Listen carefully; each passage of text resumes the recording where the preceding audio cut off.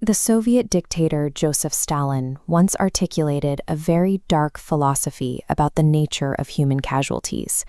He said, "A single death is a tragedy. A million deaths is a statistic." When we look at the current conflict in the Middle East, we are quickly overwhelmed by statistics. Across Lebanon, Israel, Iran, and the U.S. military, the death toll has now reached nearly 8,000 casualties. That we have to cut through that massive number to look at a hyper-specific tragedy. Recently, an Indian engineer working aboard the Galaxy cargo vessel was killed instantly when an Iranian cruise missile struck the ship's deck. He was just doing his job, and he wasn't the only one.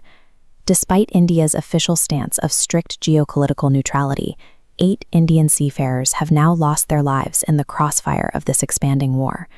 Geographical distance and a policy of non-interference no longer provide a shield. Indian citizens are increasingly becoming collateral damage in a conflict they have no direct part in. Beyond the tragic human toll, there is now an immediate physical threat against India's sovereign infrastructure.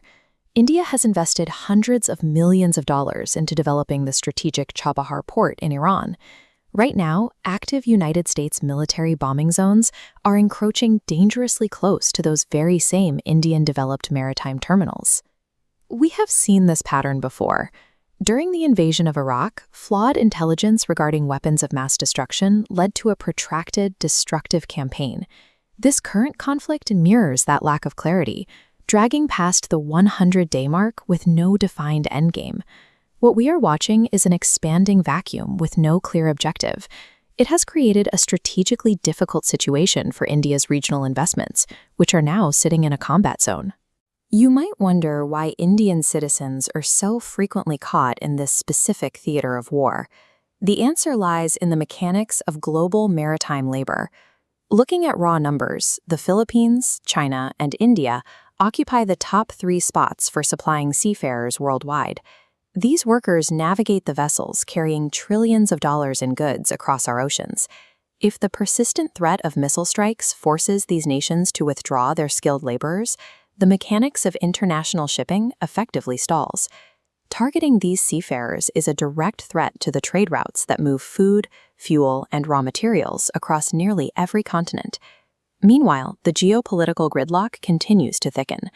The United States and Iran remain trapped in a stalemate regarding control of the Strait of Hormuz and the future of Iranian nuclear weapons. At the same time, Israel faces a significant diplomatic gap. Its relationships with traditional mediators like China and Russia have deteriorated to the point where they are no longer viewed as credible partners in Jerusalem. Because of this isolation, Benjamin Netanyahu has repeatedly used India's diplomatic support and vast population to legitimize his position to the United States administration. This deliberate name-dropping signals that Israel views India as a credible diplomatic partner, especially as its trust in traditional global powers evaporates. Standard diplomatic channels are failing. The current framework is unable to resolve this escalating crisis, leaving a massive mediation void. This gridlock leaves India in a unique position. It is currently one of the only powers maintaining functional, trusted relations with Israel, Iran, and the United States simultaneously. Bilateral negotiations between the US and Iran won't bring stability while the link to Israel is disconnected.